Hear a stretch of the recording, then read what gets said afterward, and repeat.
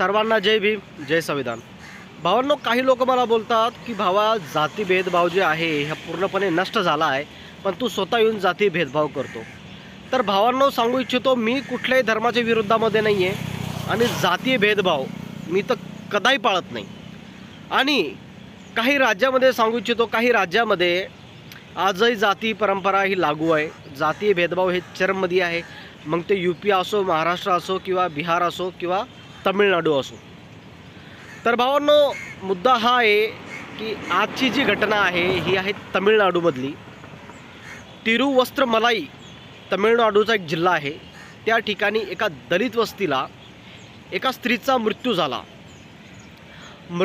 तर मृत्यूदेह नेण्यासाठी स्वर्ण जातीचे हिंदू लोक ते बोलतायत की ही दलितचा शव जो आहे हे आमच्या एरियातून जाणार नाही, आमचा एरिया बाटल किंवा आमचा एरिया जो आहे, आमचा इलाका जो आहे तो अशुद्ध होईल।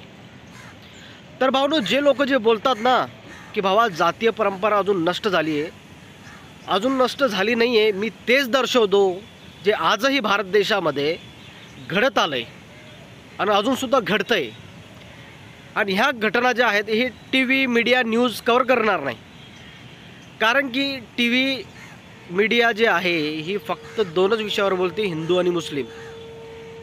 यांना फक्त हेच प्लॅटफॉर्म बेस्ट वाटतं आहे, पण जे आजही दलित व्यक्तीवरती, आमच्या समाजावरती जे अत्याचार होतात ते कोणी दर्शवत नाही।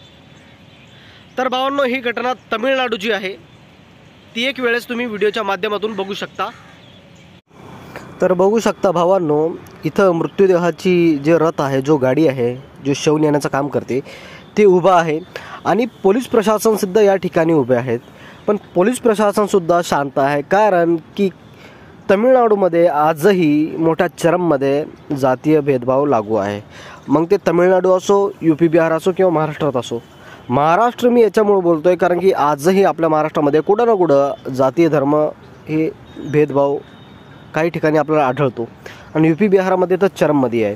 पण ही घटना जी तुम्ही बघताय ही तमिळनाडूची आहे। तर त्या ठिकाणी पूर्ण गावकरी जमलेले आहेत आणि तिथं पोलीस प्रशासनसुद्धा उपस्थित आहेत, कारण शव नेण्यास स्वर्ण जातीचे हिंदू लोक ना करतायत की आमच्या इलाक्यातून हे शव गेलं नाही पाहिजे, नाहीतर आमचा इलाका बाटल। तर विचार करा भावांनो, आजही या लोकांची मानसिकता कशी आहे आणि आजही आपल्या समाजाला हे लोक फक्त खालच्या स्तरी समजतात।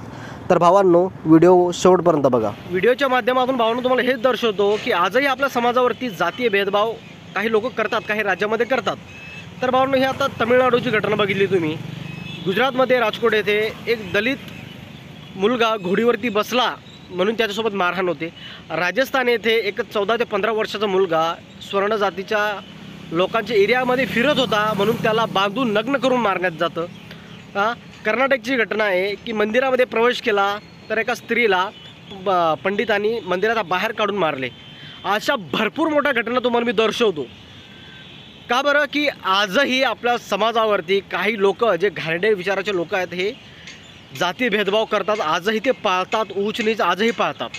आणि हे तमिळनाडू, राजस्थान, कोटा, यूपी, बिहार, तेलंगणा ह्या अशा राज्यामध्ये भरपूर जातीय प्रथा अजूनही लागू आहे। अजूनही तिथले लोक हे जाती भेदभाव पाळतात आणि काही घटना तर आपल्या महाराष्ट्रामध्ये सुद्धा घडून येतात, जे की लाजारणीय आहे।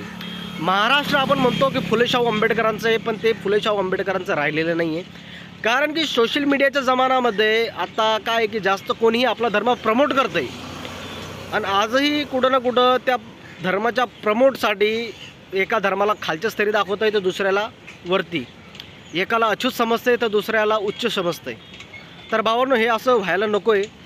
सर्व एक समानच आहेत, मी असं मानतो। पण तुमचं काय मत आहे ते मला कमेंटद्वारे नक्कीच कळवा आणि माझा व्हिडिओ तुम्ही कुठून बघताय हे कमेंट करा। जय भीम, जय संविधान।